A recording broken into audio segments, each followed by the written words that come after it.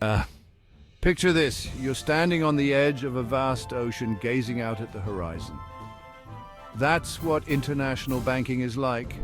A vast network connecting financial institutions across the globe. It's not just about moving money from one country to another. It's about bridging economies, cultures, and dreams. International banking is the backbone of our interconnected world. It's what allows a small business owner in Tokyo to buy supplies from a manufacturer in Berlin, or a student in New York to pay tuition fees to a university in London. But what exactly is international banking? At its core, it's a system that allows financial transactions to occur seamlessly across national borders. It's like a universal translator for money. Instead of converting words from one language to another, it converts currencies and financial practices. This system includes a wide range of services. There's foreign exchange, cross-border lending, and international fund transfers. The roots of international banking stretch back centuries. Ancient civilizations used rudimentary forms of international finance. Today, it's an intricate web of relationships between banks, governments, and international organizations. Understanding international banking is crucial in our globalized world. The story of international banking is a journey through time and space. In ancient times, international finance was a risky business. Merchants would load ships with valuable goods, hoping to trade them in far-off lands. The Phoenicians, Greeks, and Romans all engaged in this early form of international commerce. Fast forward to the Middle Ages, and we see the emergence of more sophisticated financial tools. The Italian city-states, particularly Venice and Florence, became hubs of international finance. They introduced bills of exchange, a precursor to modern checks. The real revolution in international banking came with the age of exploration. European powers established colonies around the world. This created a need for more advanced financial systems. Banks began to set up branches in different countries. The Bank of England, founded in 1694, played a crucial role in this period. By the 19th century, international banking was becoming more structured. The gold standard emerged as a way to stabilize international exchange rates. The 20th century brought both challenges and innovations to international banking. The Bretton Woods Conference in 1944 established the International Monetary Fund and the World Bank. International banking is like a Swiss Army knife for the global economy. It's packed with tools that offer a wide range of benefits. Let's start with the most obvious: currency exchange. In a world with hundreds of different currencies, international banking provides a crucial service. It allows individuals and businesses to easily convert one currency to another. This might seem simple, but it's fundamental to global trade and travel. Without it, buying goods from another country or going on an international vacation would be much more complicated. International banking makes these transactions smooth and efficient. Another key benefit is access to global markets. For businesses, this is a game changer. International banking allows companies to expand beyond their home countries. They can tap into new customer bases and investment opportunities around the world. A small tech startup in Silicon Valley can attract investors from Europe or Asia. A fashion designer in Paris can sell their creations to customers in South America or Australia.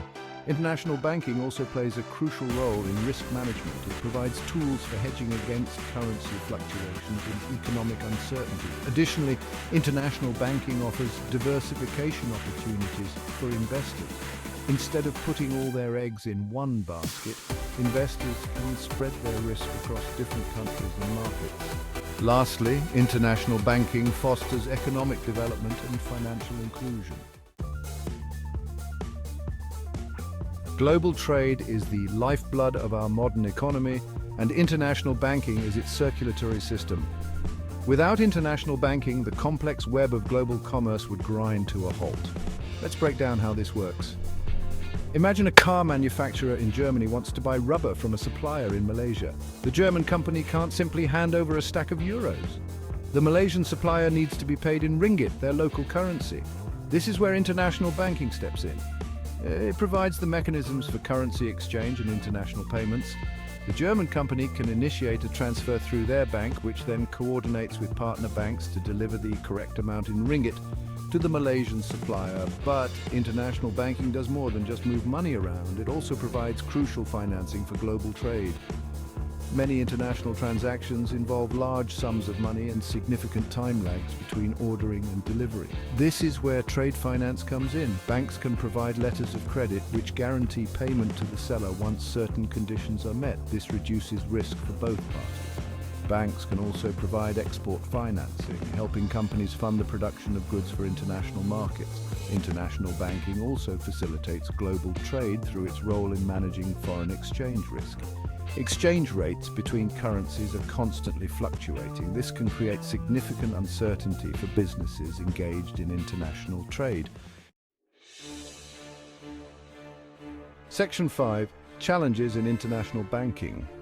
International banking offers numerous benefits, but it's not without its challenges. One of the biggest hurdles is navigating the complex web of regulations across different countries. Each nation has its own set of banking laws and regulations. These can vary widely from one country to another.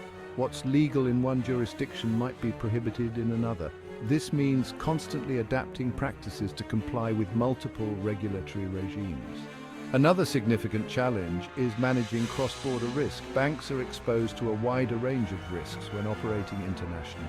Banks need to invest heavily in new systems and cybersecurity measures to stay competitive and protect against threats.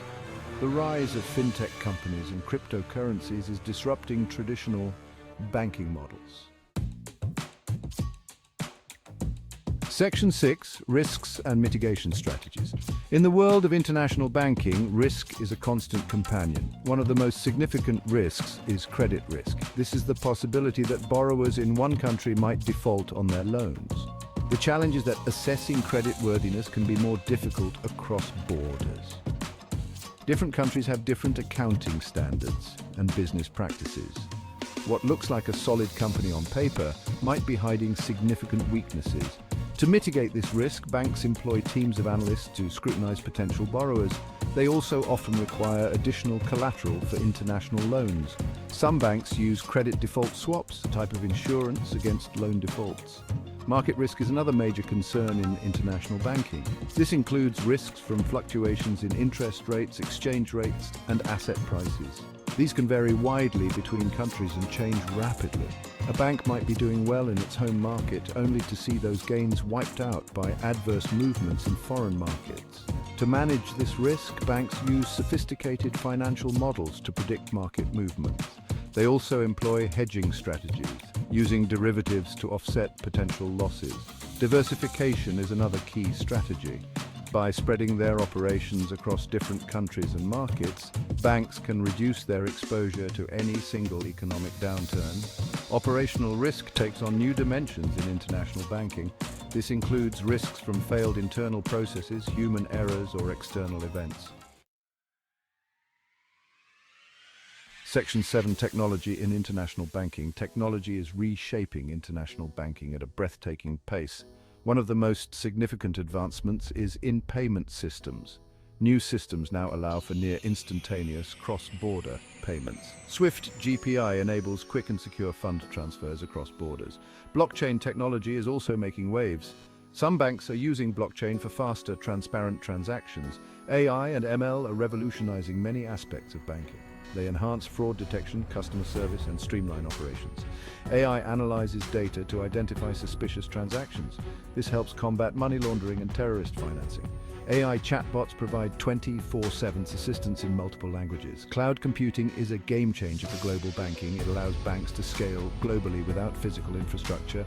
However, it raises concerns about data security and compliance. Banks must navigate complex data protection laws. Section 8. Regulatory landscape. The regulatory landscape of international banking is a complex tapestry of rules, guidelines, and agreements. It's like a giant game of three-dimensional chess, played across multiple boards simultaneously. At the global level, we have organizations like the Basel Committee on Banking Supervision.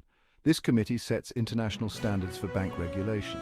Its recommendations, known as the Basel Accords, aim to ensure that banks have enough capital to weather financial storms. These accords have gone through several iterations, with Basel III being the most recent.